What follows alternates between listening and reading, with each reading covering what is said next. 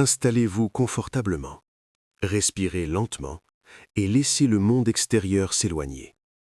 Ce que vous allez entendre n'est pas seulement une histoire, mais un voyage à travers le temps, l'imagination et l'avenir. Ce récit vous invite à suivre un homme qui a regardé plus loin que son siècle et a osé penser l'impossible comme une évidence. Avant d'entrer dans cet univers, prenez un instant pour aimer cette vidéo et vous abonner à la chaîne. Puis laissez-vous porter, calmement, vers un futur imaginé bien avant qu'il n'existe. L'enfance d'un regard tourné vers l'horizon. Comment naît l'obsession du lointain et de l'inconnu? L'histoire commence bien avant les livres, bien avant la renommée, bien avant que le nom de Jules Verne ne soit associé au futur. Elle commence dans un esprit d'enfant, façonné par un décor précis, par des sensations répétées, par une tension silencieuse entre l'immobilité imposée et le désir de départ. Comprendre cette enfance, ce n'est pas chercher des anecdotes attendrissantes, mais observer la naissance d'un regard qui ne se satisfait jamais de ce qui est visible. Il grandit dans une ville ouverte sur l'eau, dans un environnement où le mouvement est constant mais rarement accessible. Les navires arrivent, repartent, disparaissent à l'horizon. Ils ne sont pas seulement des objets techniques ou commerciaux, ils incarnent une promesse. Pour l'enfant, chaque mât, chaque voile, chaque coque qui s'éloigne devient une question sans réponse. Où vont-ils réellement? Que se passe-t-il au-delà de la ligne où le ciel touche la mer? Ce n'est pas encore une curiosité scientifique, mais une inquiétude douce, presque existentielle. Le monde ne se limite manifestement pas à ce qui l'entoure, et cette certitude ne le quittera jamais. Très tôt, une fracture intérieure apparaît. D'un côté, un cadre familial structuré, rationnel, attaché à la stabilité et à la respectabilité sociale. De l'autre, un esprit qui refuse l'idée d'une vie tracée à l'avance. Cette opposition n'est pas violente, mais persistante. Elle crée une tension durable, une forme d'inconfort silencieux. L'enfant apprend à se taire, à observer, à intérioriser.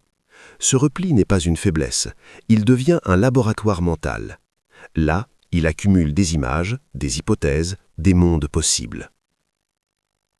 Ce qui marque profondément cette période n'est pas un événement spectaculaire, mais une sensation répétée, celle d'être entouré de départs auxquels il ne participe pas. Cette frustration alimente une peur très spécifique, qui reviendra toute sa vie, la peur de l'enfermement.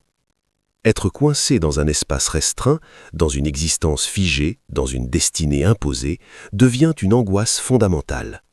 Plus tard, ces récits regorgeront de personnages enfermés dans des lieux clos, qui ne survivent que par le mouvement, la fuite ou l'exploration. Ainsi, l'enfant développe une relation particulière au monde réel. Il ne le rejette pas, mais il le considère comme incomplet. La réalité observable est un point de départ, jamais une finalité. Chaque objet, chaque machine, chaque phénomène naturel appelle une extension possible. Comment aller plus loin? Comment descendre plus profond? Comment traverser ce qui semble infranchissable? Cette manière de penser ne relève pas encore de la science, mais d'un instinct narratif. Le monde devient un récit inachevé qu'il faut prolonger. Ces lectures jouent un rôle décisif, non pas comme simple divertissement, mais comme outil de structuration mentale. Les récits d'aventure, les descriptions géographiques, les découvertes scientifiques de son époque nourrissent une conviction intime: tout ce qui est inconnu aujourd'hui ne l'est que provisoirement. Cette idée, simple en apparence, est révolutionnaire dans ses conséquences. Elle transforme la peur de l'inconnu en moteur et non en obstacle. Là où d'autres voient des limites, il perçoit des zones à explorer. Pourtant, cette curiosité ne s'accompagne pas d'une confiance absolue. L'enfant n'est pas un conquérant sûr de lui. Il doute, il hésite, il craint l'échec. Ce mélange de fascination et d'appréhension forge une sensibilité particulière. Le futur n'est pas idéalisé, il est attirant, mais potentiellement dangereux. Cette ambivalence deviendra l'une des signatures profondes de son œuvre. Le progrès est une promesse, mais aussi une menace. Dans son imaginaire, le voyage n'est jamais gratuit. Il répond toujours à une nécessité intérieure. Partir, ce n'est pas fuir le monde, mais tenter de lui donner un sens plus vaste. Cette logique apparaît dès l'enfance. Le mouvement devient synonyme de survie psychologique. Rester immobile, en revanche, équivaut à s'éteindre lentement. Cette équation intime explique pourquoi ces futurs héros ne seront rarement des rêveurs passifs. Ils agissent, calculent, prennent des risques, souvent au prix de leur tranquillité. Il faut également souligner une autre dimension essentielle, l'observation méthodique. Très jeune, il apprend à regarder attentivement. Les détails comptent, les mécanismes l'intriguent. Comment fonctionne un objet? Pourquoi un phénomène se produit-il? Cette attention minutieuse au réel empêche son imagination de se dissoudre dans le pur fantasme. Même enfant, il cherche une cohérence. L'imaginaire doit obéir à des règles, même implicites. Cette discipline précoce sera déterminante lorsqu'il transformera la science de son époque en récit crédible. L'enfance n'est donc pas ici un simple prélude attendri. Elle est le socle d'une vision du monde fondée sur 3 piliers indissociables. Le désir d'exploration, la peur de l'immobilité et le besoin de cohérence. Rien de ce qui viendra plus tard ne contredira ces fondations. Elles se complexifieront, s'enrichiront, mais ne disparaîtront jamais. Ainsi, bien avant de décrire des machines extraordinaires ou des voyages impossibles, se forme une question silencieuse, obsédante. Jusqu'où peut-on aller? Cette question n'est pas technique, elle est humaine. Elle naît dans le regard d'un enfant qui voit les navires partir sans lui et qui comprend, sans pouvoir encore le formuler, que le monde est trop vaste pour être accepté tel quel. À ce stade, rien n'est écrit, rien n'est décidé. Il n'est ni écrivain, ni visionnaire. Il est simplement un esprit en éveil, déjà habité par l'idée que le présent n'est qu'un fragment d'un récit bien plus vaste. C'est cette intuition, fragile mais tenace, qui va orienter chaque choix, chaque renoncement, chaque audace à venir. Nantes, le port et les rêves. La mer comme matrice imaginaire et peur fondatrice de l'enfermement. La ville ne se contente pas d'entourer l'enfance, elle la façonne. À Nantes, tout converge vers le fleuve, et le fleuve vers l'océan. Ce n'est pas un décor neutre, mais un organisme vivant, rythmé par les départs et les retours, par les cargaisons venues d'ailleurs, par les récits rapportés de terres invisibles. Pour un esprit en formation, ce va-et-vient permanent imprime une vérité simple et obsédante. Le monde est en mouvement, et rester immobile revient à se placer en marge de la vie.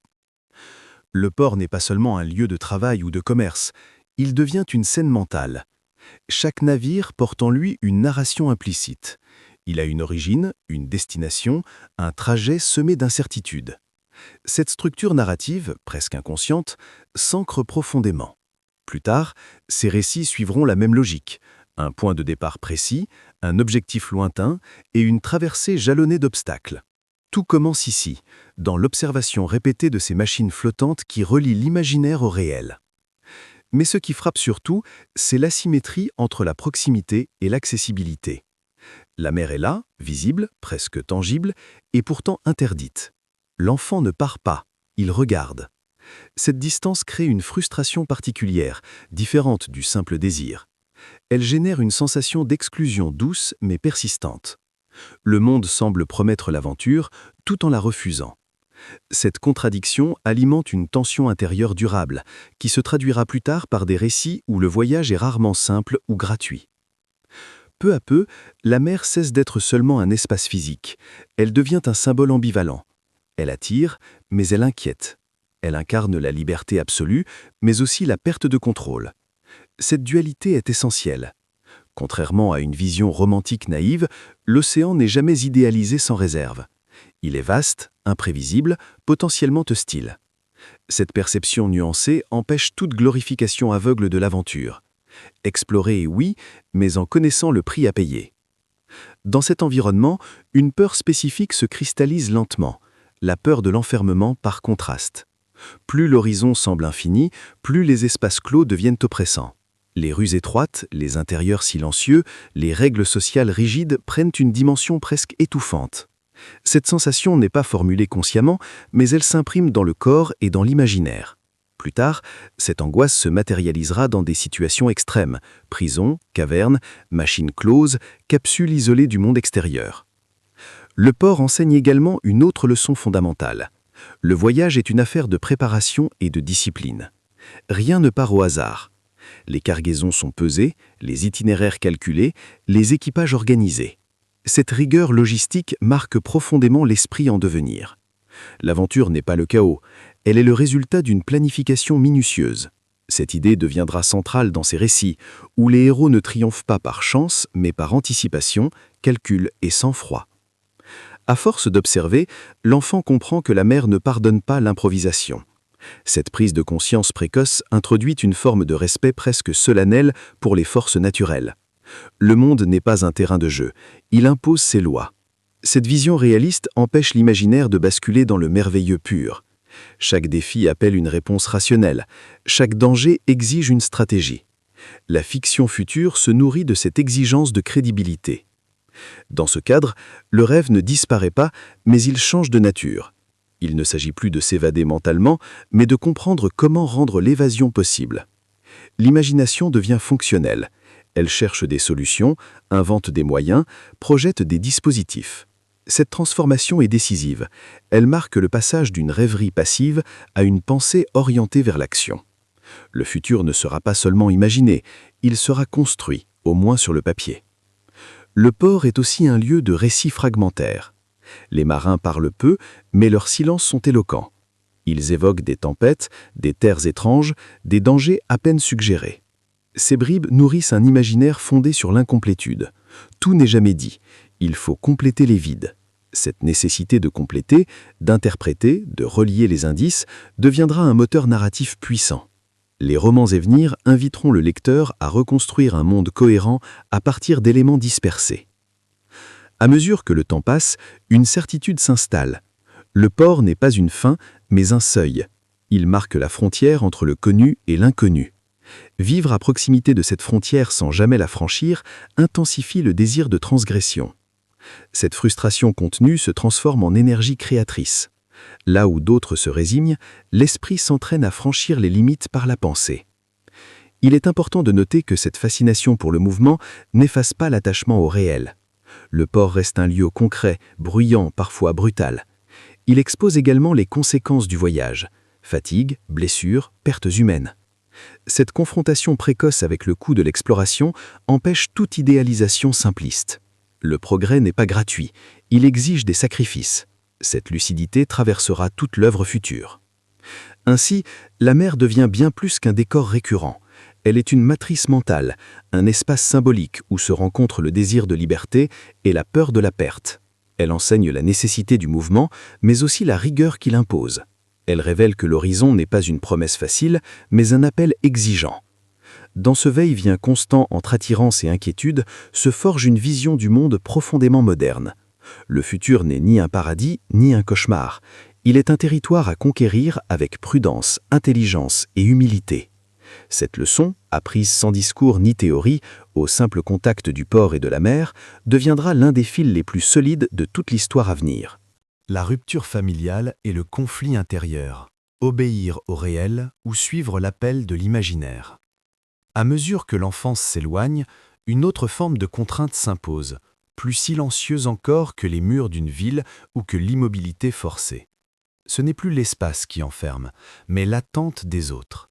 Le passage vers l'âge adulte ne se fait pas dans la continuité du rêve, mais dans une tentative de normalisation. Ce moment marque une fracture décisive, non spectaculaire, mais profondément structurante, le conflit entre ce que l'on attend de lui et ce qu'il sent devoir devenir. Le cadre familial repose sur une logique claire, rationnelle, respectée socialement. Il y a des études sérieuses, des professions honorables, une trajectoire lisible. Cette vision du monde n'est pas hostile. Elle est cohérente, sécurisante, fondée sur l'idée que la stabilité protège du chaos. Face à cela, l'imaginaire apparaît comme une menace diffuse, un risque d'échec, voire d'effacement social. Le futur, dans cette perspective, doit être maîtrisé, balisé, prévisible.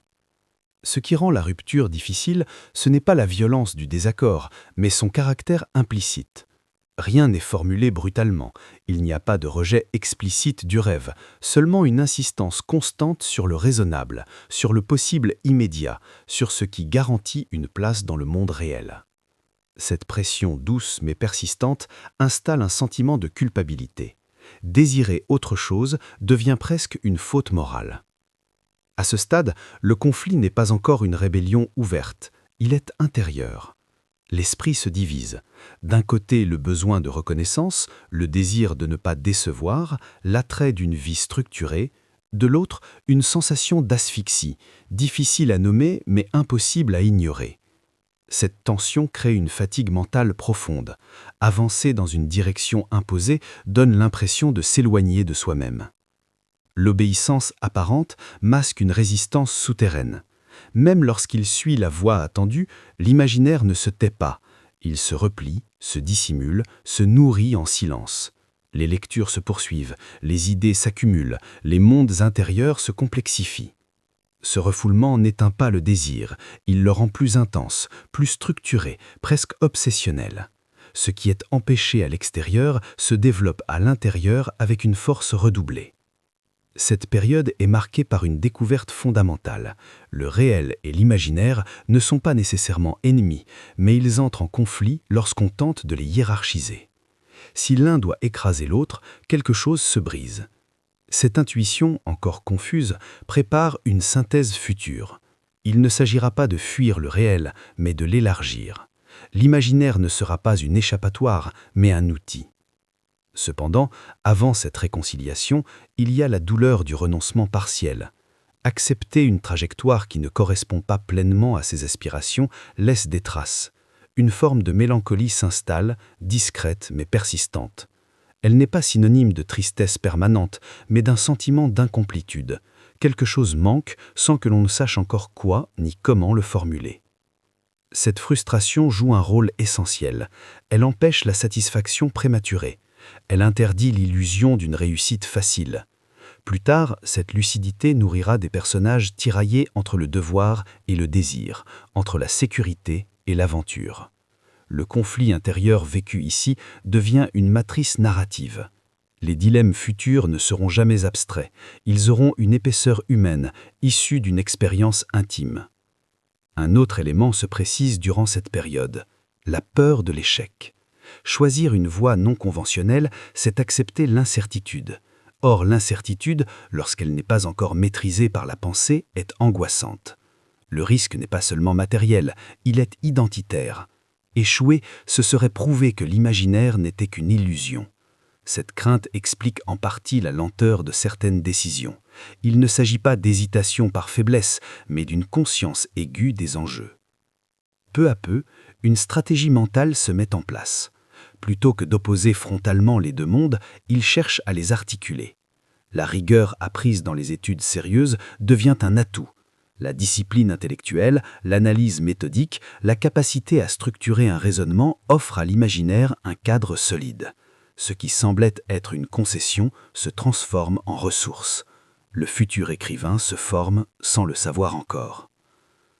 Ce moment de tension est donc loin d'être stérile, il est fondateur.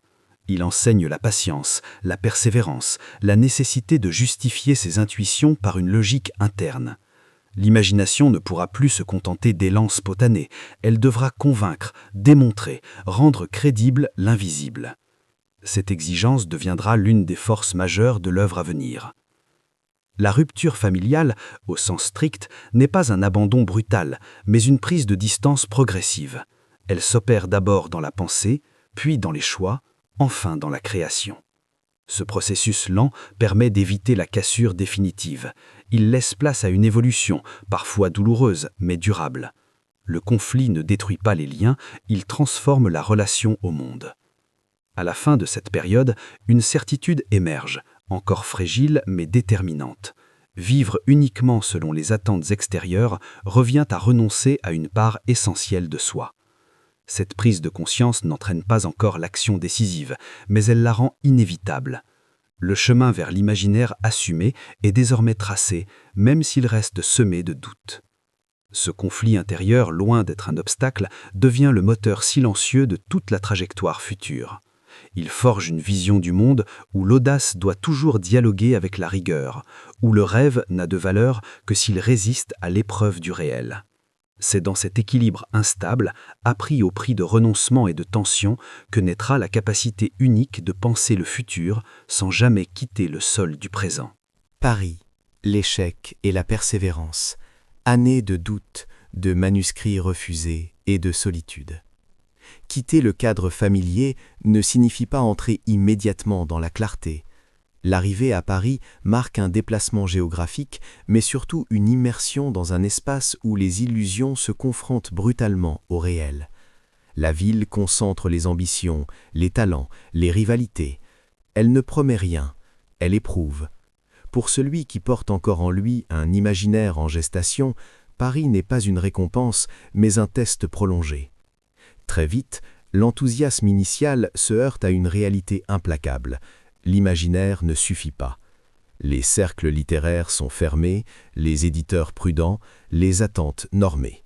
L'originalité inquiète plus qu'elle ne séduit. Ce décalage provoque une série de refus silencieux, parfois polis, souvent décourageants. Les manuscrits circulent sans laisser de traces visibles. Rien ne confirme que l'effort mène quelque part. L'échec n'est pas spectaculaire, il est diffus, répétitif, usant. Cette période installe une solitude particulière. Elle n'est pas seulement sociale, mais existentielle. Être entouré sans être reconnu crée un sentiment d'invisibilité. Le doute s'installe progressivement. La vision personnelle a-t-elle une valeur réelle ou n'est-elle qu'une construction intérieure sans écho? Cette question ne trouve pas de réponse immédiate. Elle accompagne chaque tentative, chaque page écrite, chaque attente. Pourtant, l'abandon n'intervient pas. Ce refus de renoncer ne relève pas de l'orgueil, mais d'une nécessité intérieure. Écrire devient moins un projet de carrière qu'un besoin vital. La création n'est plus tournée vers la reconnaissance, mais vers la cohérence personnelle. Continuer à écrire permet de maintenir un équilibre fragile entre ce qui est vécu et ce qui est imaginé. Sans cette activité, l'asphyxie mentale menace. Cette phase est également marquée par une transformation du rapport à l'écriture. L'enthousiasme spontané cède la place à une discipline rigoureuse.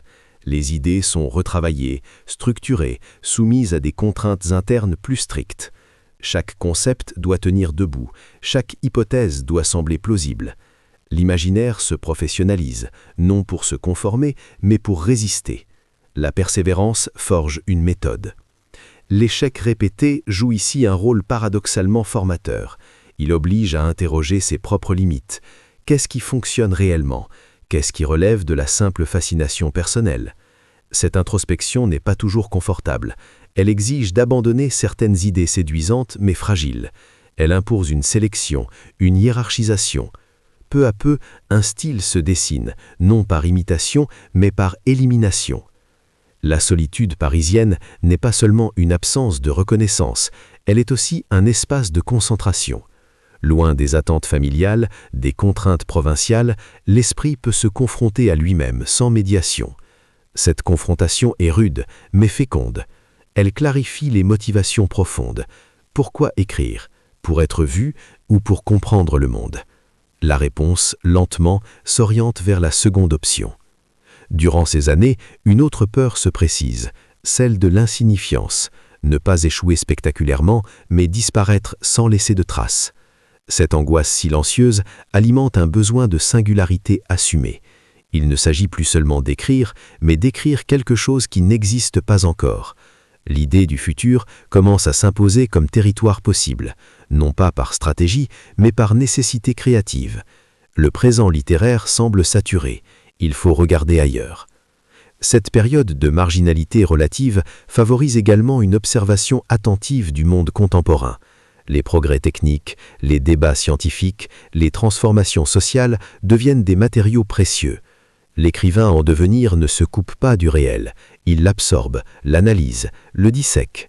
Chaque innovation est perçue comme un indice, non d'un progrès linéaire, mais d'un changement de paradigme. Le futur cesse d'être abstrait, il devient une prolongation logique du présent. La persévérance ne se manifeste pas par une foi aveugle, mais par une obstination lucide. Il sait que le succès n'est pas garanti. Cette conscience aiguë du risque empêche toute complaisance. Chaque texte est une tentative parmi d'autres, jamais une certitude. Cette humilité forcée protège l'imaginaire de l'arrogance. Elle maintient une tension créative essentielle. À Paris, l'échec n'est donc pas une parenthèse inutile, il est une forge. Il éprouve la solidité du désir, affine la méthode, renforce la capacité à supporter l'incertitude. Sans ces années de doute, la vision future manquerait de profondeur.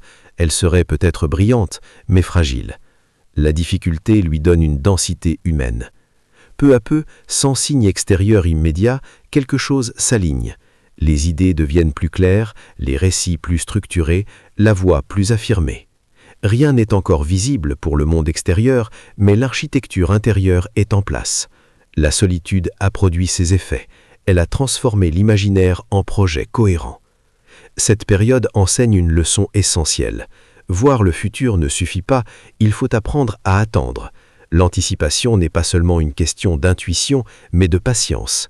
Le temps devient un allié, non un ennemi. Chaque refus, chaque silence, chaque doute contribue à renforcer une vision qui, lorsqu'elle émergera enfin, ne sera ni fragile ni accidentelle. À la fin de ces années parisiennes, l'écrivain n'est toujours pas reconnu, mais il est prêt à rencontrer celui qui saura comprendre la portée de cette imagination disciplinée, prêt à transformer l'échec en point de bascule, prêt surtout à donner au futur une forme narrative capable de convaincre le présent. La rencontre décisive avec l'éditeur, quand la vision trouve enfin un relais humain. Il arrive parfois qu'une trajectoire entière bascule sans bruit, sans annonce solennelle, sans certitude immédiate. La rencontre décisive ne ressemble pas à une révélation spectaculaire, mais à une reconnaissance silencieuse. Après des années d'efforts dispersés, de tentatives inabouties et de doutes persistants, un regard extérieur se pose enfin sur ce travail en gestation et y perçoit autre chose qu'une singularité marginale. Il y voit une cohérence, une promesse, une direction. L'éditeur n'apparaît pas ici comme un simple intermédiaire commercial, mais comme un traducteur entre deux mondes. D'un côté, une imagination dense, exigeante, parfois déroutante. De l'autre, un public potentiel encore incapable de formuler ce qu'il attend. Ce rôle de passeur est essentiel. Sans lui, la vision resterait enfermée dans un cercle restreint. Avec lui, elle peut commencer à circuler, à se confronter, à exister pleinement. Ce moment marque un changement profond dans le rapport à l'écriture. Jusque-là, créer relevait presque d'un combat solitaire contre l'indifférence. Désormais, l'imaginaire n'est plus seul face au monde. Il trouve un allié capable d'en comprendre la logique interne et d'en mesurer la portée. Cette reconnaissance ne supprime pas les doutes, mais elle leur donne un cadre. L'effort n'est plus absurde, il s'inscrit dans un projet partagé. Ce qui frappe dans cette rencontre, ce n'est pas une volonté de dompter ou de normaliser l'imagination, mais au contraire de l'organiser sans la trahir. L'éditeur ne cherche pas à transformer la vision en produit formaté. Il perçoit que sa force réside précisément dans sa singularité, dans cette manière de relier le savoir scientifique, l'aventure et la réflexion sur le progrès humain. Il comprend que le futur peut devenir un territoire narratif crédible s'il est traité avec rigueur. À partir de là, une dynamique nouvelle s'installe. L'écriture cesse d'être uniquement introspective, elle se projette vers l'extérieur. Chaque récit est désormais pensé comme une exploration offerte au lecteur. Il ne s'agit plus seulement de satisfaire une nécessité intérieure, mais de construire un dialogue avec un public encore inconnu. Cette ouverture transforme profondément la posture créative. Elle impose une clarté nouvelle, sans appauvrir la complexité. La confiance accordée agit comme un catalyseur. Les idées longtemps contenues trouvent enfin un espace pour se déployer. Le futur, jusque-là pressenti, commence à prendre une forme précise, non pas comme une utopie vague, mais comme une succession de possibilités fondées sur les connaissances de l'époque. La fiction devient un laboratoire. Chaque récit teste une hypothèse, explore une conséquence, interroge une limite. Ce moment est également marqué par une prise de conscience importante. Imaginer le futur engage une responsabilité. Donner à voir des machines, des voyages, des conquêtes technologiques, Ce n'est pas seulement divertir, c'est influencer la manière dont le lecteur perçoit le progrès. Cette responsabilité n'est pas vécue comme un poids moral écrasant, mais comme une exigence intellectuelle. Il faut être juste, précis, honnête dans la projection. L'éditeur joue ici un rôle de stabilisateur. Il aide à canaliser l'énergie créatrice sans la brider. Il impose des cadres, des échéances, des contraintes éditoriales qui, loin d'étouffer l'imagination, la rendent plus efficace. La discipline extérieure rejoint enfin la discipline intérieure acquise au fil des années de solitude. Les deux se renforcent mutuellement. À ce stade, le succès n'est pas encore une évidence. Il y a des attentes, des paris, des incertitudes. Mais quelque chose d'irréversible s'est produit. La vision a quitté le domaine privé. Elle est désormais exposée, vulnérable, mais aussi vivante. Le regard du monde commence à se poser sur elle, avec curiosité, parfois avec scepticisme, mais jamais plus avec indifférence totale. Cette rencontre transforme également la perception de soi. L'écrivain ne se voit plus seulement comme un individu isolé face à ses obsessions, mais comme un acteur d'un dialogue plus vaste entre la science, la société et l'imaginaire.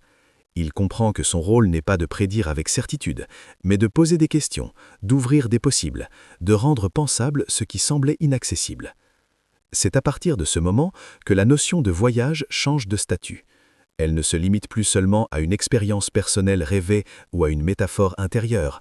Elle devient une structure narrative centrale, capable de porter des enjeux humains, techniques et philosophiques. Voyager, désormais, signifie explorer les conséquences du progrès, mesurer ses promesses et ses dangers, sonder ses limites morales. La collaboration avec l'éditeur instaure une temporalité nouvelle. L'écriture s'inscrit dans une continuité. Il ne s'agit plus d'un texte isolé, mais d'un ensemble en devenir. Une œuvre commence à se dessiner, avec sa logique propre, ses thèmes récurrents, son fil conducteur.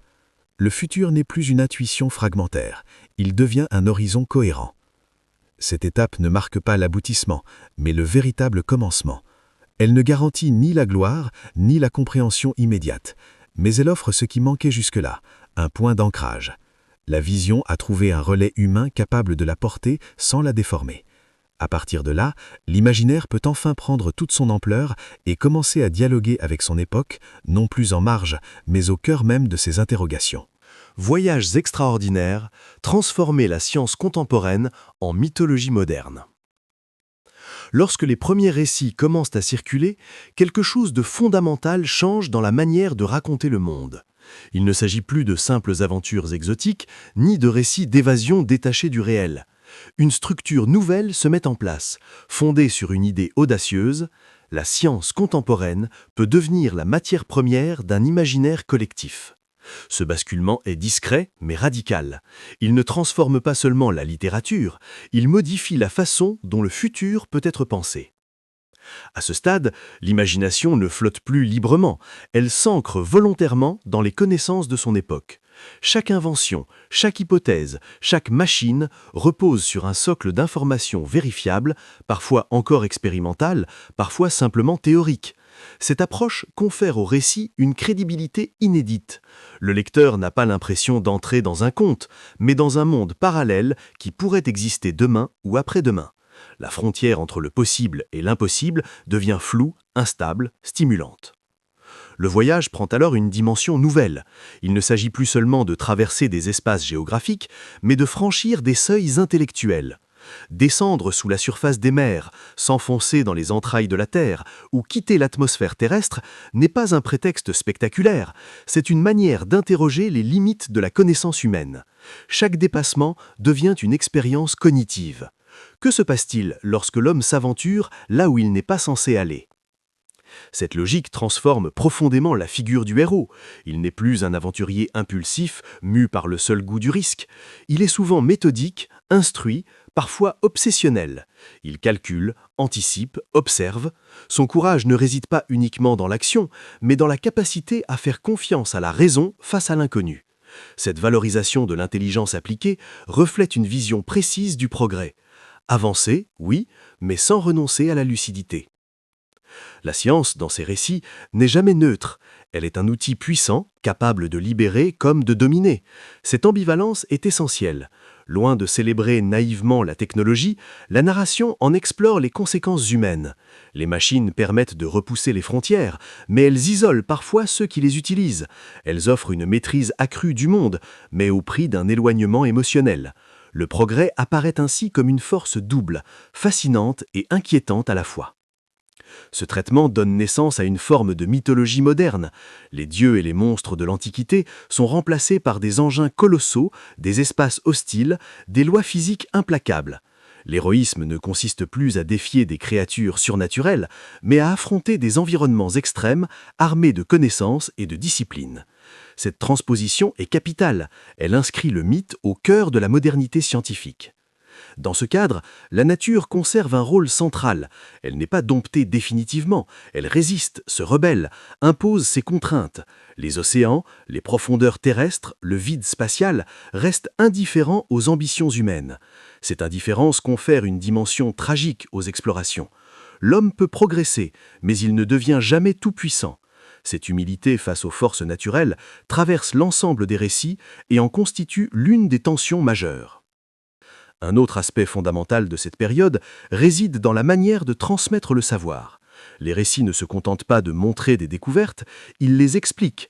Le lecteur est invité à comprendre, à suivre un raisonnement, à partager une démarche scientifique simplifiée mais rigoureuse.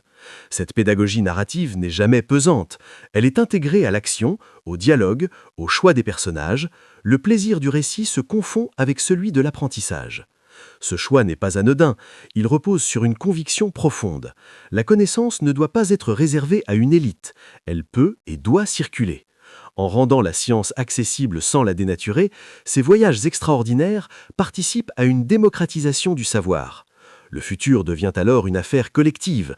Il ne concerne pas seulement les savants ou les ingénieurs, mais tous ceux capables de comprendre et de s'interroger. À mesure que ces récits se multiplient, un fil rouge se renforce. Le mouvement est une nécessité existentielle. Rester immobile, se contenter du connu, revient à s'éteindre intellectuellement. Le voyage, qu'il soit horizontal ou vertical, terrestre ou cosmique, devient une métaphore du développement humain. Explorer, c'est accepter de se transformer, de remettre en question ses certitudes, de risquer l'échec. Pourtant, cette exaltation du mouvement ne se fait jamais sans réserve. Chaque avancée révèle de nouvelles fragilités. Les personnages, confrontés à des environnements extrêmes, découvrent leurs propres limites physiques et psychologiques. La solitude, la claustrophobie, la peur de l'irréversible apparaissent régulièrement. Ces failles rappellent que le progrès technique ne supprime pas la vulnérabilité humaine. Elle la déplace, parfois elle l'amplifie. Cette lucidité empêche la transformation de la science en dogme. Elle reste un moyen, jamais une fin. Les récits posent implicitement une question fondamentale. Jusqu'où faut-il aller ? Le simple fait de pouvoir ne justifie pas toujours l'action. Cette interrogation, encore embryonnaire, annonce des préoccupations éthiques qui deviendront centrales bien plus tard. Le futur n'est pas seulement un terrain de conquête, mais un espace de responsabilité. Ainsi, les voyages extraordinaires ne sont pas une accumulation de prouesses imaginatives. Ils constituent une architecture cohérente où la science devient récit, où le récit devient réflexion et où le futur se construit à partir du présent. Cette transformation de la connaissance en mythologie moderne marque une étape décisive. Elle donne à l'imaginaire une fonction nouvelle, non plus fuir le réel, mais l'éclairer, l'interroger et parfois le mettre en garde. À ce stade de l'œuvre, une chose devient évidente. Voir le futur ne signifie pas l'idéaliser, ça signifie le penser dans toute sa complexité, avec ses promesses et ses zones d'ombre. Le voyage n'est plus seulement une aventure, il est un miroir tendu à l'humanité, l'invitant à réfléchir sur ce qu'elle est en train de devenir. Voir sous les mers, la naissance d'un futur technologique et la figure du capitaine comme double intérieur. Lorsque l'imaginaire s'enfonce sous la surface des océans, il ne cherche pas seulement un décor spectaculaire, il explore un espace symbolique où se cristallisent des tensions profondes entre le progrès, l'isolement et le pouvoir. Descendre sous les mers, c'est quitter le monde visible, rompre avec les lois sociales ordinaires, accepter un huis clos prolongé. Ce choix narratif n'est jamais neutre, il révèle une fascination ancienne pour les espaces clos en mouvement, capable à la fois de protéger et d'enfermer. Le monde sous-marin devient ainsi un laboratoire extrême. Tout y est contrôlé, calculé, artificielle. La vie n'y tient qu'à des mécanismes précis, à une technologie sans tolérance pour l'erreur. Cette dépendance totale à la machine met en lumière une vérité troublante. Plus l'homme maîtrise son environnement, plus il devient vulnérable à ses propres créations. La technologie, censée libérer, impose une discipline absolue. Elle exige une vigilance constante, presque obsessionnelle. Au centre de cet univers apparaît une figure singulière, celle du capitaine. Ce personnage n'est pas un héros classique animé par la gloire ou la reconnaissance. Il est solitaire, souvent distant, parfois hostile au monde extérieur. Il incarne une forme de rupture radicale avec la société de surface. Cette posture n'est pas gratuite. Elle exprime une défiance profonde envers un monde perçu comme injuste, hypocrite ou destructeur. Le repli sous les mers devient un acte de refus autant qu'un choix stratégique. Ce capitaine n'est pas seulement un personnage de fiction, il fonctionne comme un double intérieur, une projection des contradictions de son créateur. D'un côté, une admiration sincère pour la science, la précision, la maîtrise technique. De l'autre, une inquiétude croissante face à l'usage de cette puissance. Le capitaine sait ce qu'il fait, il en assume les conséquences, mais il s'isole pour ne pas avoir à se justifier.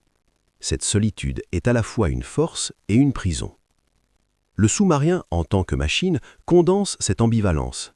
Il est un prodige d'ingéniosité, capable de traverser des espaces inaccessibles, de révéler des mondes cachés. Mais il est aussi un cercueil potentiel, un espace fermé où la moindre défaillance peut devenir fatale. Cette dualité renforce la tension dramatique. Le progrès n'est jamais présenté comme une solution définitive, il est un pari permanent contre l'imprévu. Dans cet univers, la mer n'est plus seulement une étendue naturelle, elle devient une frontière morale. Sous la surface, les règles changent, les lois humaines perdent de leur pertinence.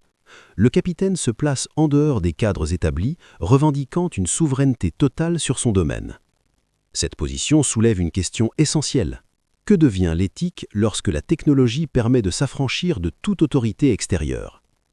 La puissance technique suffit-elle à légitimer l'isolement moral? Le silence des profondeurs accentue cette interrogation. Coupé du monde, le capitaine n'est confronté qu'à ses propres décisions. Il n'y a plus de regard social pour tempérer ses choix. Cette absence de contrepoids transforme la maîtrise en solitude radicale. La science, autrefois promesse de progrès collectif, devient un instrument d'autonomie individuelle extrême. Ce glissement est subtil mais fondamental. Il révèle une inquiétude profonde quant à l'avenir des sociétés technologiques. Le sous-marin fonctionne également comme une métaphore du contrôle absolu. Tout y est mesuré, surveillé, optimisé. Cette obsession du contrôle répond à une peur ancienne, celle de l'imprévisibilité. En maîtrisant chaque paramètre, le capitaine tente d'éliminer le hasard, de neutraliser le chaos. Mais cette quête se heurte à une limite infranchissable, l'humain lui-même. Les émotions, les souvenirs, les blessures du passé échappent à toute mécanique. À travers cette figure, une critique implicite se dessine. Le progrès technologique ne guérit pas les traumatismes, il peut les masquer, les contenir, mais jamais les effacer. Le capitaine, malgré son génie et sa puissance, reste prisonnier de son histoire personnelle. Sa fuite vers les profondeurs n'est pas seulement stratégique, elle est psychologique. Elle traduit un besoin de se protéger d'un monde jugé insupportable. Cette dimension intime confère à la scie une profondeur particulière. Le futur technologique n'est pas présenté comme un espace neutre ou impersonnel. Il est habité par des individus complexes, porteurs de contradictions. La machine reflète celui qui la conçoit. Elle amplifie ses qualités comme ses failles. Ainsi, la technologie devient un miroir grossissant de l'âme humaine.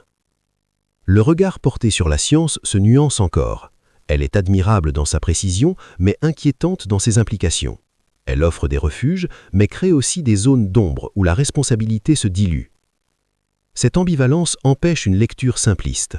Le futur n'est ni sauveur ni destructeur par essence. Il dépend des choix, des renoncements et des blessures de ceux qui le façonnent. En plongeant sous les mers, l'imaginaire ne cherche pas seulement à impressionner par la seule prouesse technique. Il explore les conséquences psychologiques et morales d'un progrès sans contrepartie sociale. Il pose une question qui résonne bien au-delà de la fiction. Que devient l'homme lorsqu'il possède les moyens de s'isoler complètement du monde? Cette interrogation marque un tournant. Le futur n'est plus seulement un territoire à explorer, il devient un espace à interroger, à craindre parfois, à encadrer peut-être. La figure du capitaine, solitaire et puissant, incarne cette tension irrésolue entre la promesse de la science et le risque de l'isolement. Sous les mers, loin de la lumière, se dessine déjà l'ombre d'un avenir où la technologie, si elle n'est pas accompagnée d'une réflexion éthique, peut conduire à une solitude plus encore profonde que l'océan. Aller au centre de la Terre, explorer les peurs profondes de l'humanité et les siennes propres. Descendre vers le centre de la Terre ne relève pas d'un simple désir de spectaculaire. Ce mouvement inverse, dirigé non vers l'horizon ou le ciel, mais vers les profondeurs, marque une inflexion majeure dans la manière d'explorer le monde. Il ne s'agit plus de conquérir l'inconnu lointain, mais d'affronter ce qui se cache sous la surface familière. Cette direction verticale, tournée vers l'intérieur de la planète, résonne comme une exploration intérieure, presque psychanalytique avant l'heure. La Terre, dans cette vision, cesse d'être un sol stable et rassurant. Elle devient un organisme complexe, stratifié, mystérieux. Chaque couche franchie éloigne davantage de la lumière, de l'air libre, de la sécurité apparente. L'exploration prend alors une dimension anxiogène. Plus on descend, plus le retour devient incertain. Cette incertitude n'est pas seulement physique, elle touche à la peur fondamentale de l'irréversible, à l'angoisse de s'engager trop loin pour pouvoir faire demi-tour. Contrairement aux voyages horizontaux, où l'on peut toujours imaginer un détour ou une escale, la descente impose une logique implacable. Il n'y a qu'un seul chemin possible, souvent étroit, instable, menaçant. Cette contrainte renforce la tension narrative. Chaque décision engage l'ensemble du groupe. L'erreur n'est plus individuelle, elle devient collective. Cette responsabilité partagée accentue le poids psychologique de l'expédition. Dans ses profondeurs, la science se confronte à ses propres limites. Les hypothèses remplacent les certitudes. Les instruments perdent de leur fiabilité. Les repères habituels disparaissent. Cette fragilisation du savoir est essentielle. Elle rappelle que la connaissance humaine, aussi avancée soit-elle, reste partielle. Explorer le centre de la Terre, c'est accepter de naviguer dans une zone grise, où la raison ne suffit plus à garantir la sécurité. Cette situation met en lumière une peur ancienne, celle de l'engloutissement. Être avalé par la Terre, disparaître sans laisser de traces, se perdre dans un monde fermé et silencieux. Cette angoisse primitive traverse les récits et se transmet au lecteur. Elle n'est pas exagérée par des artifices surnaturels. Elle naît de la simple prise de conscience des forces colossales à l'œuvre sous nos pieds, indifférentes à la présence humaine. Pourtant, malgré cette menace constante, la descente se poursuit. Ce choix révèle une détermination particulière. Il ne s'agit pas de bravoure inconsidérée, mais d'une fidélité à une idée. Comprendre le monde implique d'en explorer toutes les dimensions, même les plus inquiétantes. La peur n'est pas niée, elle est intégrée au processus. Elle devient un signal d'alerte, non un frein absolu. Les personnages engagés dans cette exploration incarnent une confiance paradoxale dans la raison. Même lorsque les conditions deviennent extrêmes, ils continuent à mesurer, à observer, à analyser. Cette obstination scientifique face au danger souligne une conviction profonde. La connaissance mérite le risque. Mais cette conviction n'est jamais présentée comme un dogme. Elle est constamment mise à l'épreuve par les événements, par la fatigue, par le doute. L'environnement souterrain agit également comme un révélateur psychologique. Privés de lumière naturelle, coupés du monde extérieur, les personnages sont confrontés à eux-mêmes. Les tensions latentes émergent, les certitudes vacillent, les peurs se cristallisent. La claustrophobie, déjà présente dans les espaces clos technologiques, prend ici une dimension presque organique. La Terre elle-même semble se refermer sur les intrus. Cette descente symbolise une autre peur, plus subtile, celle de découvrir que le monde n'est pas conforme à nos attentes. Explorer le centre de la Terre, c'est risquer de remettre en question les modèles établis, les théories admises. Cette remise en question peut être vertigineuse. Elle menace l'ordre intellectuel autant que la sécurité physique. Accepter cette possibilité demande un courage intellectuel rare. À travers cette exploration, une critique implicite de l'arrogance humaine se dessine. L'idée que tout peut être cartographié, maîtrisé, expliqué et mis en tension avec la réalité des profondeurs. Le monde conserve des zones d'opacité irréductibles. Cette opacité n'est pas un échec de la science, mais un rappel de sa condition humaine. La connaissance progresse, mais elle ne devient jamais absolue. Le voyage vers le centre de la Terre ne promet donc pas une révélation rassurante, il offre une confrontation. Confrontation avec des forces anciennes, avec des espaces indifférents, avec des limites que l'on préférerait ignorer. Cette confrontation est éprouvante, mais elle est aussi formatrice. Elle oblige à une humilité que les conquêtes technologiques peuvent parfois faire oublier.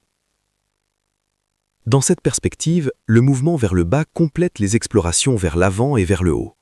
Il inscrit l'imaginaire dans une tridimensionnalité totale. Le futur ne se trouve pas seulement devant nous ou au-dessus de nous, il se cache également sous nos certitudes, dans les strates profondes de ce que nous croyons connaître. Cette idée élargit considérablement la portée de l'imaginaire scientifique. Ce bloc marque ainsi un approfondissement du regard porté sur l'exploration.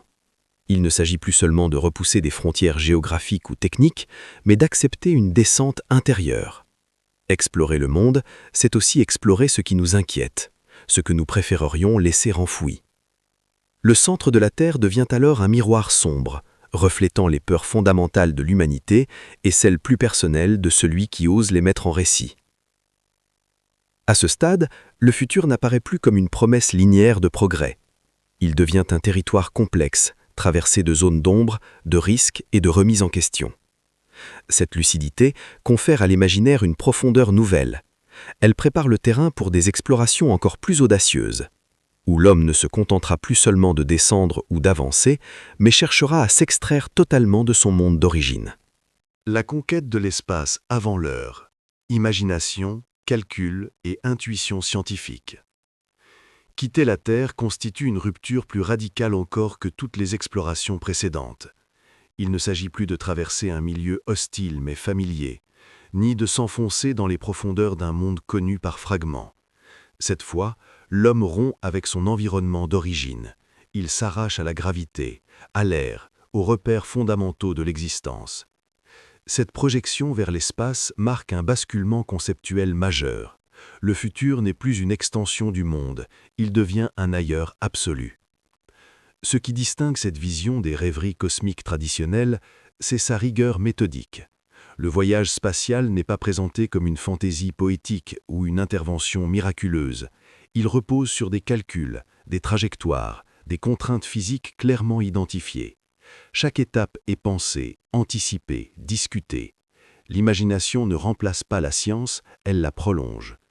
Cette articulation entre intuition et raisonnement confère à l'ensemble une crédibilité troublante.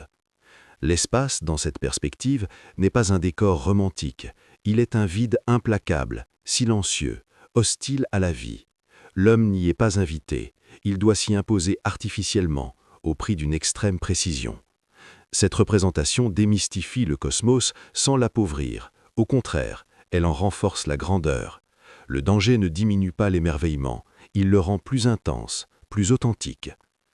Le projet de quitter la Terre révèle une obsession ancienne, dépasser les limites naturelles sans nier leur existence. La gravité n'est pas abolie par un tour de magie, elle est contournée, exploitée, calculée. Cette approche témoigne d'un respect profond pour les lois physiques. Le progrès ne consiste pas à les transgresser, mais à les comprendre suffisamment pour agir dans leurs interstices. Cette philosophie traverse toute la vision du futur.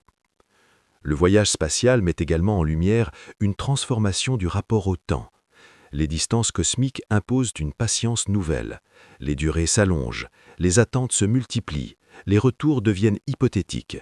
Cette dilatation temporelle modifie la psychologie des personnages. L'urgence cède la place à l'anticipation. Chaque décision engage un futur lointain, parfois inaccessible. Cette temporalité étendue renforce le sentiment de solitude et de responsabilité. Dans cet espace sans horizon, l'homme est confronté à sa propre fragilité. La Terre, soudain lointaine, apparaît comme un refuge minuscule et précieux. Ce renversement de perspective est essentiel. Le voyage ne glorifie pas la domination humaine, il rappelle sa précarité. Quitter à planète, c'est aussi prendre conscience de sa dépendance à un équilibre fragile. Cette lucidité écologique avant l'heure confère au récit une résonance particulière. La machine spatiale devient alors une extension vitale du corps humain. Elle n'est pas un simple moyen de transport, mais une condition de survie. La moindre défaillance peut être fatale. Cette dépendance totale accentue la tension dramatique. Elle révèle une vérité inconfortable.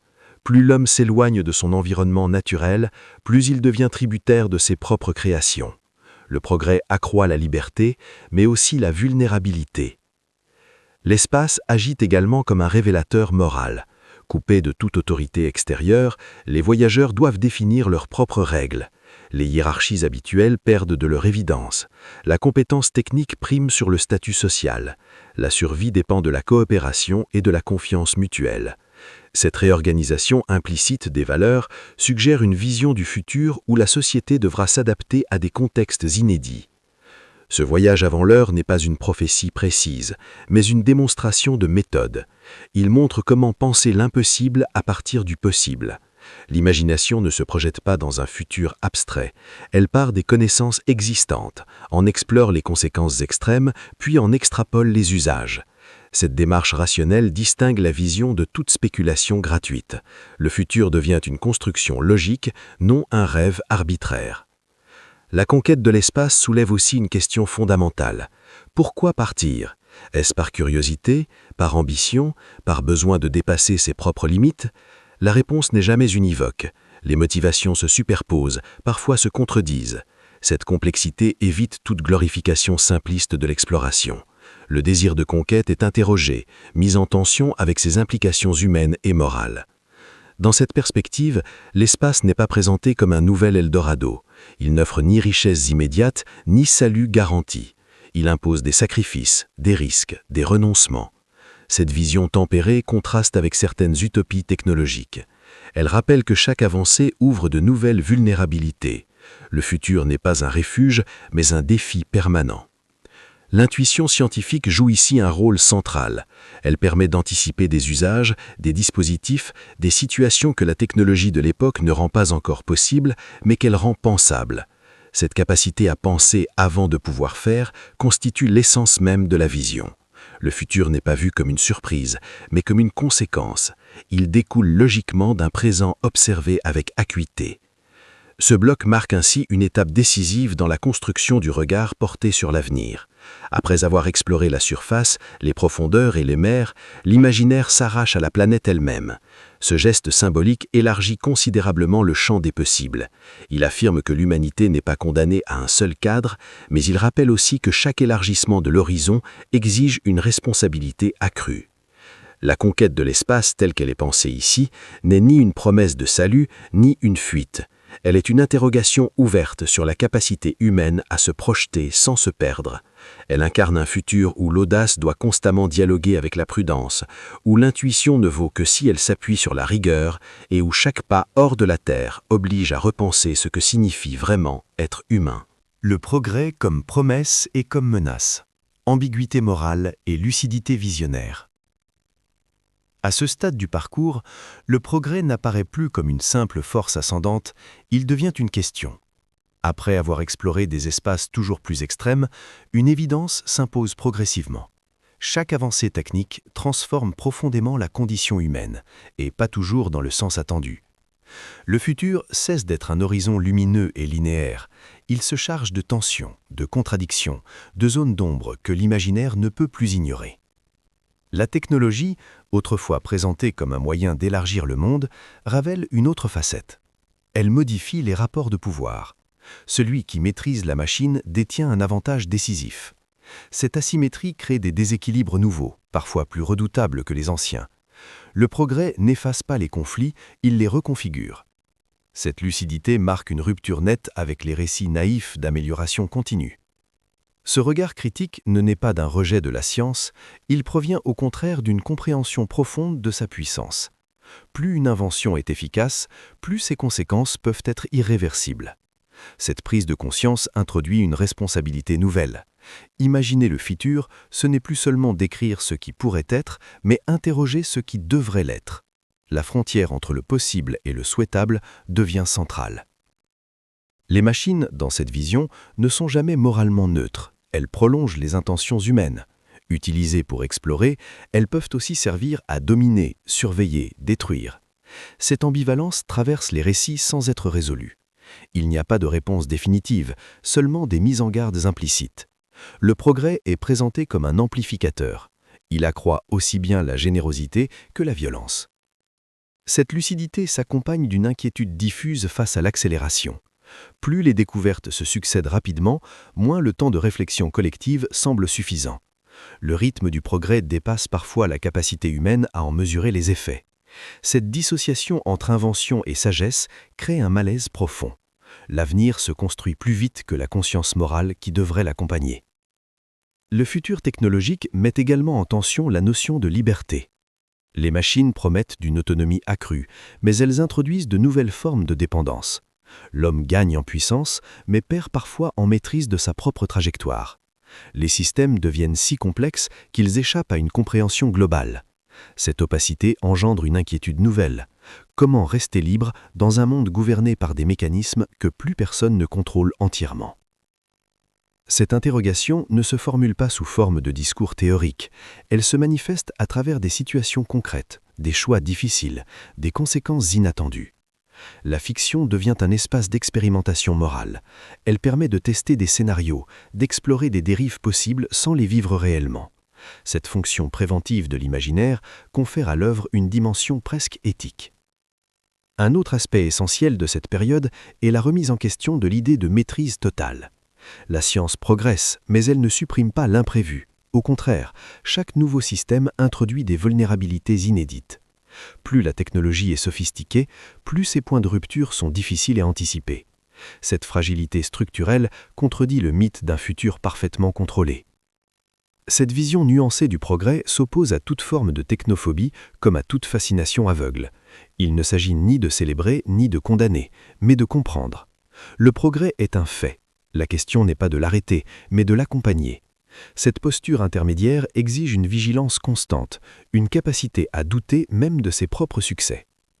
Dans cette perspective, l'imaginaire joue un rôle crucial. Il ne sert pas à prédire l'avenir avec précision, mais à explorer les implications humaines.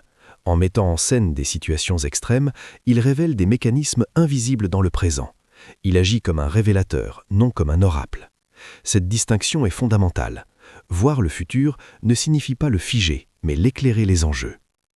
La lucidité visionnaire qui se dégage ici repose sur une forme de maturité intellectuelle. Après l'enthousiasme des premières explorations, vient le temps de la réflexion critique. L'émerveillement ne disparaît pas, mais il se tempère. Il s'accompagne d'une conscience aiguë des responsabilités. Le futur n'est plus seulement un terrain d'aventure, il devient un espace moral à habiter avec prudence. Ce bloc marque ainsi un tournant décisif. L'imaginaire cesse d'être exclusivement tourné vers l'expansion. Il se replie légèrement pour interroger ses propres fondements. Pourquoi avancer ? À quel prix ? Pour qui ? Ces questions, laissées ouvertes, donnent à l'ensemble une profondeur nouvelle. Elles empêchent toute lecture simpliste et installent une tension durable au cœur de la vision du futur. À partir de là, le progrès ne pourra plus être pensé comme une évidence. Il devient un choix permanent, toujours à réévaluer. Cette exigence critique confère à l'œuvre une modernité troublante. Bien au-delà de son époque, elle anticipe des débats qui structurent encore le présent. Le futur, loin d'être une destination fixe, apparaît comme un chemin instable où chaque pas engage la responsabilité de ceux qui osent d'avancer. Les machines, le pouvoir et la domination, quand l'avenir inquiète son propre prophète. À mesure que la technologie gagne en complexité, une inquiétude nouvelle s'installe, plus politique que scientifique. Les machines ne sont plus seulement des outils d'exploration ou de survie, elles deviennent des instruments de pouvoir. Cette évolution modifie profondément la manière dont le futur est envisagé. La question n'est plus seulement ce que l'homme peut faire, mais qui décide, qui contrôle et au nom de quels intérêts. Le progrès technique crée une dissymétrie fondamentale. Tous n'y ont pas accès de la même manière. Certains possèdent les connaissances, les ressources, les infrastructures. D'autres en subissent les effets sans pouvoir les comprendre ni les orienter. Cette fracture introduit une forme de domination inédite, plus subtile que la force brute, mais tout aussi efficace. Le pouvoir ne s'exerce plus uniquement par la contrainte visible, mais par la maîtrise des systèmes. Cette prise de conscience transforme profondément le regard porté sur l'avenir. La machine, autrefois promesse d'émancipation, devient aussi un moyen de contrôle. Elle organise, surveille, optimise. Elle impose des rythmes, des normes, des dépendances. L'homme s'adapte à ses propres créations, parfois jusqu'à s'y soumettre. Cette inversion du rapport entre le créateur et l'outil constitue l'une des inquiétudes centrales de cette phase de réflexion. Le futur technologique fait émerger une nouvelle figure de l'autorité, celle de l'ingénieur, du stratège, de celui qui comprend les rouages invisibles. Ce pouvoir n'a pas toujours besoin de s'affirmer ouvertement. Il agit par anticipation, par calcul, par architecture de système. Cette discrétion le rend d'autant plus redoutable. La domination ne se proclame pas, elle s'organise. Face à cette évolution, une tension morale s'installe. La science est-elle responsable de l'usage qui est fait de ses découvertes? Peut-on séparer l'invention de ses conséquences politiques? Ces questions ne trouvent pas de réponse simple. Elles traversent les récits comme un malaise persistant.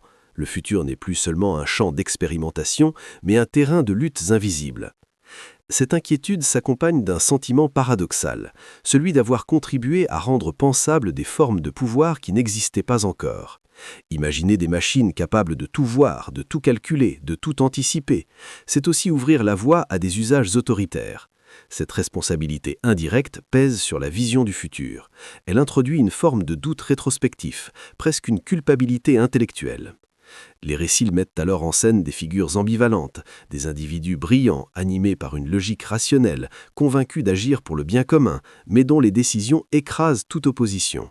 Le progrès devient une justification, la fin semble excuser les moyens.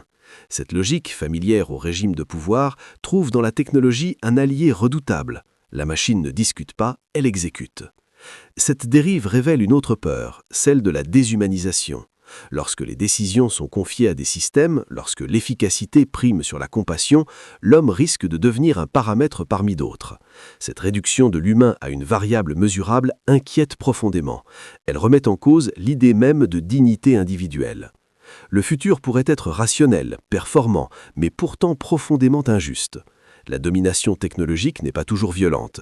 Elle peut être confortable, séduisante, presque invisible. Elle promet la sécurité, l'ordre, la prévisibilité. Mais ce confort a un prix, la perte progressive de l'autonomie.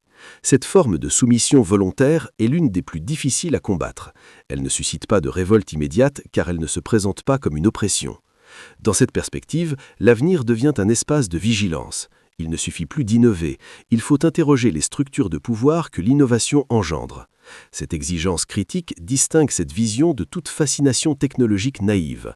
Le futur est perçu comme un champ de force contradictoire, où le progrès matériel peut coexister avec une régression morale. Ce regard inquiet ne conduit pas au rejet de la science, mais à une demande de responsabilité accrue. Le savoir implique un devoir, celui de réfléchir aux conséquences à long terme, aux usages détournés, aux asymétries qu'il crée. Cette responsabilité n'est pas réservée aux dirigeants ou aux inventeurs, elle concerne l'ensemble de la société, appelée à comprendre ce qui la gouverne. À ce stade du récit, une fracture devient évidente.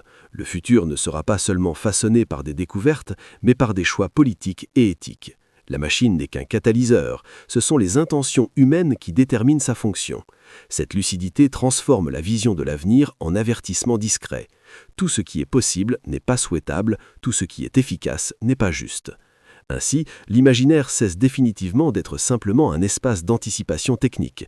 Il devient un outil critique, capable de mettre en lumière les dérives potentielles avant qu'elles ne s'installent. Le futur inquiète désormais celui qui l'a tant exploré, non pas parce qu'il serait imprévisible, mais parce qu'il reflète trop fidèlement les ambiguïtés du présent. La solitude du visionnaire, succès mondial et isolement personnel. Lorsque la reconnaissance arrive enfin, elle ne ressemble pas à la réparation espérée. Le succès mondial installe une distance nouvelle entre l'homme et le monde, une distance paradoxale où la visibilité accrue s'accompagne d'un isolement plus profond encore. Être lu partout ne signifie pas être compris. Cette dissociation marque une étape silencieuse mais déterminante. Le visionnaire devient une figure publique, tandis que l'individu se retire peu à peu dans une solitude choisie autant que subie. La diffusion massive des œuvres transforme le rapport à la création. Ce qui était autrefois un dialogue intime avec le réel devient un phénomène collectif. Les récits circulent, sont commentés, interprétés, parfois détournés de leur intention première. Le futur imaginé échappe à son auteur. Il est repris, simplifié, parfois réduit à ses aspects les plus spectaculaires. Cette perte de contrôle génère un sentiment ambivalent, fierté d'avoir touché un public vaste, inquiétude de voir la pensée se diluer. Le succès impose également une nouvelle forme de contrainte. Les attentes se cristallisent. Le public réclame des voyages, des machines, des découvertes toujours plus extraordinaires. Cette demande constante risque de figer la création dans un schéma répétitif. Or, l'imaginaire qui a toujours refusé l'immobilité se trouve confronté à une forme de routine imposée par la reconnaissance. La liberté créative, conquise au prix de tant d'efforts, semble à nouveau menacée. Cette tension accentue le repli intérieur. L'homme public sourit, publie, répond aux sollicitations, tandis que l'homme privé s'éloigne. La solitude n'est pas ici une absence de relation, mais une impossibilité de partage authentique. Comment exprimer des doutes lorsque le monde attend des certitudes? Comment évoquer des inquiétudes quand on est perçu comme celui qui sait, celui qui voit plus loin que les autres? Le visionnaire se retrouve enfermé dans son propre rôle. Il est devenu une référence, parfois une autorité, alors même que son travail repose sur le questionnement permanent. Cette contradiction crée un malaise profond. Le futur, autrefois espace de liberté intellectuelle, devient une étiquette. Être identifié à une vision empêche parfois d'en explorer de nouvelles. La notoriété fige ce qui, par nature, devait rester mouvant. À cela s'ajoute une solitude plus intime, liée au décalage temporel. Penser en avance, c'est vivre en décalage. Les préoccupations du visionnaire ne coïncident pas toujours avec celles de ses contemporains. Ce déphasage complique les relations, rend les échanges superficiels ou frustrants. Les inquiétudes face aux dérives du progrès semblent exagérées aux yeux de ceux qui en savourent encore les promesses immédiates. Le succès n'efface pas les blessures anciennes. Les peurs de l'enfermement, de l'incompréhension, de la perte de sens persistent. Elles prennent simplement une autre forme. L'isolement n'est plus géographique ou social, il est existentiel. Être entouré et pourtant seul devient une expérience quotidienne. Cette solitude nourrit une mélancolie discrète, jamais spectaculaire, mais constante. Pourtant, cet isolement n'est pas stérile. Il offre aussi un espace de réflexion approfondie. Loin du tumulte, la pensée se fait plus critique, plus nuancée. Le regard sur le futur se durcit légèrement. L'enthousiasme cède la place à une vigilance accrue. Le visionnaire observe comment ses idées sont reçues, utilisées, parfois détournées de leur intention première. Cette observation nourrit une lucidité nouvelle, moins naïve, plus inquiète. La solitude permet également une prise de distance avec le mythe du progrès personnel. Le succès révèle ses propres limites. Il ne comble pas les manques intérieurs. Il ne résout pas les tensions fondamentales entre désir d'exploration et besoin de stabilité. Cette désillusion n'entraîne pas un rejet de la création, mais une redéfinition de ses enjeux. Créer ne vise plus à convaincre ou à émerveiller, mais à alerter, à nuancer, à complexifier. Cette période met en lumière une vérité inconfortable. Voir le futur peut isoler. Non parce que la vision serait incompréhensible, mais parce qu'elle arrive trop tôt. Les avertissements semblent abstraits tant que leurs conséquences ne sont pas visibles. Le visionnaire parle dans le vide apparent du présent, conscient que ses paroles ne prendront sens que plus tard, parfois trop tard. Le succès mondial accentue ainsi un sentiment de responsabilité solitaire. Les idées diffusées peuvent influencer des générations, orienter des imaginaires collectifs. Cette influence pèse. Elle oblige à une rigueur morale accrue. Chaque récit devient un acte engageant, non simplement un divertissement. Cette conscience renforce l'isolement, car elle impose une prudence que tous ne partagent pas. Dans cette solitude, une question persiste. Fallait-il voir si loin ? La capacité d'anticipation, autrefois vécue comme une force, se transforme parfois en fardeau. Savoir ce qui pourrait advenir rend plus difficile l'adhésion aux illusions rassurantes du présent. Cette lucidité constante empêche le repos intellectuel. Elle maintient l'esprit en état de vigilance permanente. Ainsi, le succès ne marque pas une fin heureuse, mais une mutation. Le visionnaire devient un témoin isolé, écouté, mais rarement entendu dans toute la profondeur de son propos. Cette solitude n'annule pas la valeur de la vision. Elle souligne le prix. Voir le futur avant les autres, c'est accepter de marcher seul pendant un long moment, avec la certitude que la compréhension viendra plus tard, lorsque le présent aura enfin rattrapé l'imaginaire. Vieillir avec ses propres prédictions, désillusions, blessures et regards critiques sur le monde moderne. Avec le temps, une expérience singulière s'impose, celle de voir le présent commencer à ressembler au futur autrefois imaginé. Cette situation, en apparence flatteuse, engendre une forme de trouble profond. Les idées qui relevaient jadis de la fiction prennent corps dans la réalité. Les machines se multiplient, les réseaux s'étendent, la science accélère. Le visionnaire devient témoin de la concrétisation partielle de ses propres intuitions sans en être pleinement rassuré. Vieillir dans ce contexte signifie affronter une dissonance intérieure. D'un côté, la satisfaction intellectuelle de voir certaines hypothèses confirmées, de l'autre, une inquiétude grandissante face à la manière dont ces avancées sont mises en œuvre. Le progrès réel ne suit jamais exactement la trajectoire imaginée. Il se déploie selon des logiques économiques, politiques et sociales qui échappent souvent à toute vision idéalisée. Cette divergence nourrit une désillusion lucide. Les blessures accumulées au fil des années ne sont pas seulement physiques ou personnelles, elles sont aussi intellectuelles. Voir ces idées simplifiées, détournées, parfois instrumentalisées, provoque une fatigue morale. Le futur, pensé comme un espace de réflexion, devient un argument, un slogan, un outil de légitimation. Cette réduction de la complexité blesse profondément une pensée construite sur la nuance et la prudence. Le regard sur le monde moderne se fait alors plus critique. L'accélération technologique, autrefois source d'émerveillement, apparaît désormais comme un facteur de fragilisation. Les sociétés changent plus vite que les individus ne peuvent s'adapter, les repères se brouillent, les rythmes s'emballent, les promesses se multiplient sans toujours être tenues. Cette instabilité nourrit un sentiment de perte de contrôle collectif. La modernité, telle qu'elle se dessine, semble parfois ignorer les avertissements implicites des récits passés. La fascination pour la nouveauté l'emporte sur la réflexion à long terme. Les questions morales sont reléguées derrière les impératifs d'efficacité et de croissance.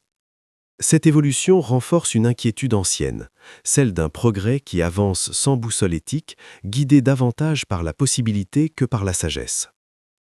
Vieillir dans ce contexte signifie affronter une dissonance intérieure. D'un côté, la satisfaction intellectuelle de voir certaines hypothèses confirmées, de l'autre, une inquiétude grandissante face à la manière dont ces avancées sont mises en œuvre. Les récits avaient pour ambition d'ouvrir le débat. Leur succès n'a pas toujours entraîné la réflexion espérée. Cette prise de conscience est douloureuse, mais elle n'efface pas la conviction initiale. Les blessures personnelles, accumulées avec le temps, renforcent ce regard critique. La fatigue, les pertes, les désillusions intimes s'ajoutent aux inquiétudes collectives. L'énergie des débuts s'atténue. L'enthousiasme cède la place à une vigilance mélancolique.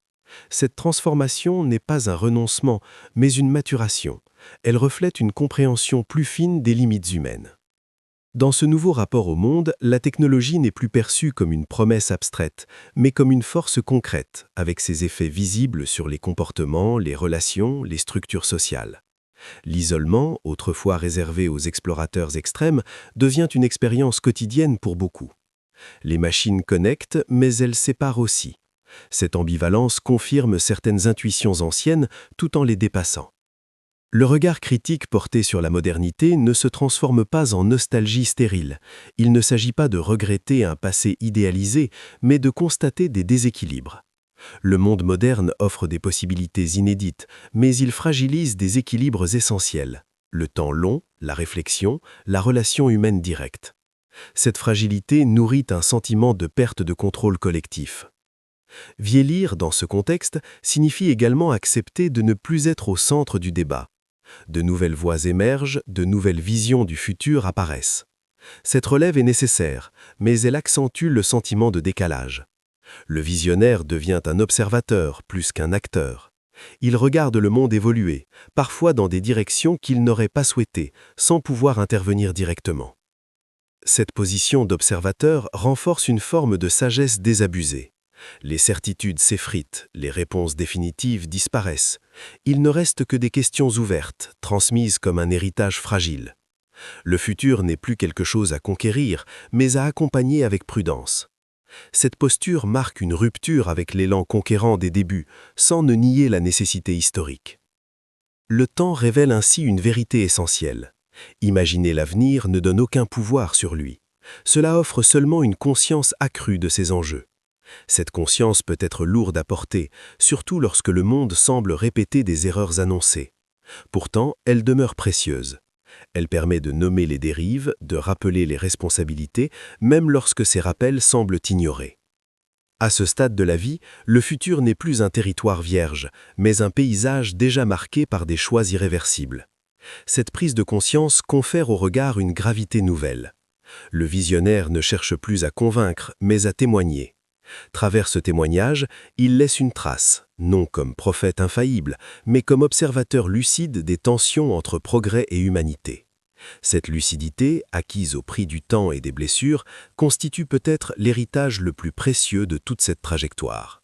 L'héritage invisible. Comment ces idées façonnent le monde sans qu'on s'en rende compte? Il existe une forme d'influence qui ne se mesure ni en citations, ni en hommages explicites. Elle agit en profondeur, lentement, presque silencieusement. L'héritage le plus puissant n'est pas toujours celui qui porte un nom, mais celui qui modifie les cadres mentaux, les réflexes collectifs, les attentes vis-à-vis du futur. À ce stade, l'œuvre cesse d'appartenir à son auteur. Elle se dissout dans la culture, dans les imaginaires partagés, dans les évidences que plus personne ne questionne. Les idées autrefois audacieuses deviennent progressivement familières. Voyager loin, descendre sous la mer, quitter la planète, vivre entouré de machines complexes, tout cela cesse d'apparaître comme extraordinaire. Cette banalisation est le signe le plus clair de l'influence exercée. Ce qui choquait ou fascinait devient pensable, puis acceptable, puis normal. L'imaginaire a préparé le terrain avant que la réalité ne s'y installe. Cet héritage invisible se manifeste d'abord dans la manière dont la science est perçue. Elle n'est plus réservée à des cercles fermés. Elle devient un élément du récit collectif. Les découvertes ne sont plus seulement des faits techniques, mais des événements porteurs de sens. Le public apprend à attendre de la science non seulement des résultats, mais des récits, des promesses, parfois même des visions. Cette attente façonne la communication scientifique moderne. Le rapport à la technologie est également transformé. Les machines ne sont plus uniquement des outils utilitaires. Elles deviennent des symboles, des prolongements de l'identité humaine. Cette personnification implicite des dispositifs techniques trouve sa source dans un imaginaire qui a appris à raconter les machines comme des actrices du destin humain. Cette approche influence durablement la manière dont les sociétés accueillent l'innovation. L'héritage se révèle aussi dans la structure même des récits contemporains. L'idée que l'aventure peut être scientifique, que l'exploration passe par la connaissance, s'impose comme une évidence narrative. Les héros modernes sont souvent des ingénieurs, des chercheurs, des stratèges. Leur courage réside dans la compréhension autant que dans l'action. Cette redéfinition de l'héroïsme marque une rupture profonde avec les mythes anciens. Sur un plan plus subtil, l'œuvre a contribué à installer une temporalité spécifique, celle du futur comme prolongement logique du présent. Le futur n'est plus perçu comme un miracle ou une rupture radicale. Il devient la conséquence de choix accumulés, de tendances observables. Cette manière de penser influence la planification, la prospective, la réflexion stratégique dans de nombreux domaines. Anticiper devient une compétence valorisée. Cet héritage invisible agit également sur les peurs collectives. Les inquiétudes liées à la technologie, à l'isolement, à la domination par les systèmes trouvent un vocabulaire, des images, des scénarios. Même lorsque ces peurs ne sont pas attribuées à une source précise, elles s'inscrivent dans une tradition narrative qui a appris à questionner le progrès sans le rejeter. Cette ambivalence devient une posture culturelle. Il est frappant de constater que cette influence ne repose pas sur des prédictions exactes, mais sur une méthode de pensée. Observer le présent, en extrapoler les conséquences, interroger les implications humaines, cette démarche devient un modèle. Elle inspire bien au-delà de la littérature. Elle nourrit des approches éducatives, des réflexions politiques, des débats éthiques. L'imaginaire devient un outil de préparation mentale au changement. L'héritage se transmet également par la curiosité. En donnant envie de comprendre comment les choses fonctionnent, les récits éveillent des vocations, stimulent des questionnements, encouragent l'apprentissage. Cette curiosité structurée, orientée vers le réel, participe à une dynamique de transmission intergénérationnelle. Le futur n'est pas subi, il est interrogé. Ce processus d'influence diffus explique pourquoi l'œuvre reste présente même lorsque ses détails semblent datés. Les technologies décrites peuvent vieillir, les contextes changer, mais la logique demeure. La manière de poser les problèmes, d'articuler science et humanité conserve sa pertinence. L'héritage n'est pas figé dans des objets précis, il réside dans une attitude face au monde. Il faut également souligner que cet héritage n'est pas unanimement positif. Certaines visions ont pu nourrir des fantasmes de maîtrise totale, des rêves de domination technologique. Mais même ces dérives témoignent de la puissance de l'imaginaire. Elles rappellent que toute influence comporte des risques. L'important n'est pas de contrôler l'interprétation, mais de maintenir ouverte la possibilité du débat. L'invisibilité de cet héritage le rend d'autant plus durable. Il ne dépend pas de la mode ni de la reconnaissance officielle. Il s'inscrit dans les habitudes mentales, dans les attentes implicites vis-à-vis de l'avenir. Lorsqu'une société se demande ce que demain pourrait être, elle mobilise, souvent sans le savoir, des cadres hérités de cette vision. Ainsi, l'œuvre ne survit pas comme un monument figé, mais comme un réseau de pensées actives. Elle façonne des imaginaires, influence des décisions, nourrit des débats. Cette présence diffuse est la forme la plus aboutie de la transmission. Elle prouve que voir le futur avant tout le monde ne consiste pas seulement à anticiper des inventions, mais à modifier durablement la manière dont l'humanité se projette elle-même dans le temps. À ce stade, l'héritage n'appartient plus à un individu, il est devenu collectif. Il circule, se transforme, se contredit parfois, mais il continue à agir silencieusement en arrière-plan. Et c'est précisément dans cette discrétion qu'il révèle sa véritable puissance. Jules Verne aujourd'hui. Pourquoi son futur est devenu notre présent? Arrivé à ce point, une évidence s'impose sans emphase. Le futur imaginé autrefois ne se situe plus devant nous, il nous entoure. Il ne prend pas exactement la forme annoncée, mais il en a la structure, la logique, les tensions.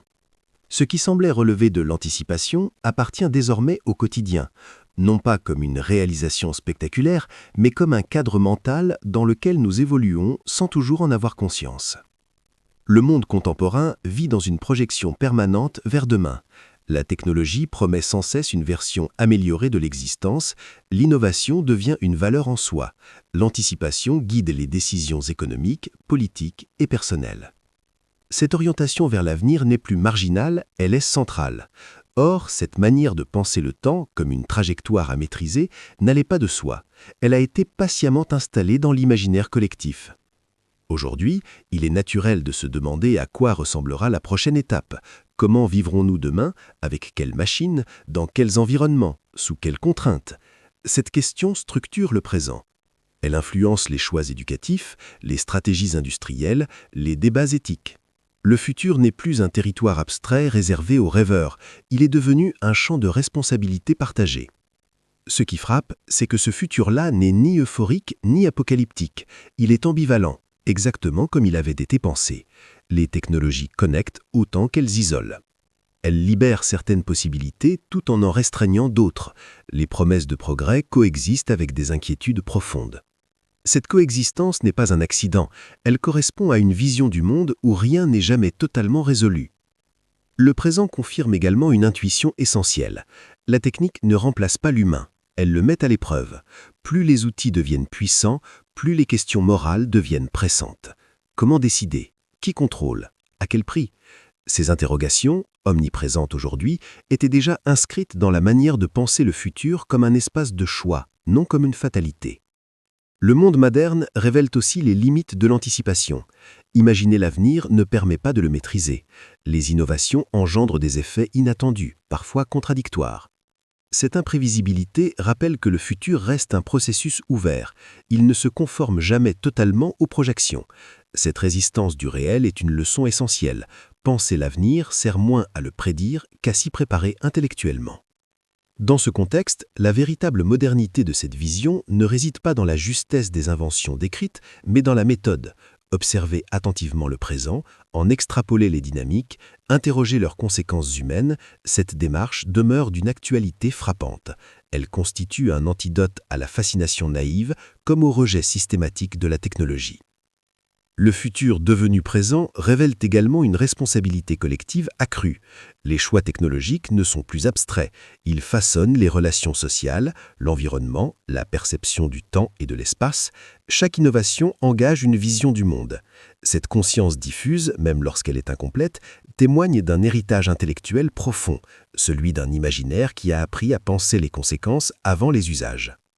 Ce regard porté sur aujourd'hui n'est ni nostalgique ni triomphal. Il est attentif. Il invite à ralentir la célébration du nouveau pour en examiner les implications. Il rappelle que le progrès n'a de sens que s'il reste au service de l'humain. Cette idée, simple en apparence, demeure l'un des défis majeurs de notre époque. Ainsi, le futur imaginé n'a pas disparu dans le passé. Il s'est transformé en présent, complexe, imparfait, parfois inquiétant, mais profondément humain. Il ne demande pas d'être admiré, mais compris. Il ne promet pas un salut automatique, mais offre un champ de réflexion. C'est en cela que cette vision conserve toute sa force. Elle ne dicte pas ce que demain doit être, elle nous apprend à nous demander ce que nous voulons en faire. Voir le futur avant tout le monde n'a jamais signifié avoir raison trop tôt. Cela signifie accepter de poser des questions qui n'ont pas encore de réponse et de vivre assez longtemps pour voir ces questions devenir centrales. Aujourd'hui, plus que jamais, cette capacité à interroger l'avenir sans y abandonner aveuglément reste l'un des outils les plus précieux dont nous disposons. Merci de vous être accordé ce temps d'écoute et de réflexion. Si ce voyage à travers l'imaginaire, le progrès et le futur vous a apporté un nouveau regard, n'hésitez pas à aimer cette vidéo et à vous abonner à la chaîne si ce n'est pas encore fait. Votre soutien permet à ces histoires de continuer à exister et à ouvrir, encore et encore, de nouveaux horizons.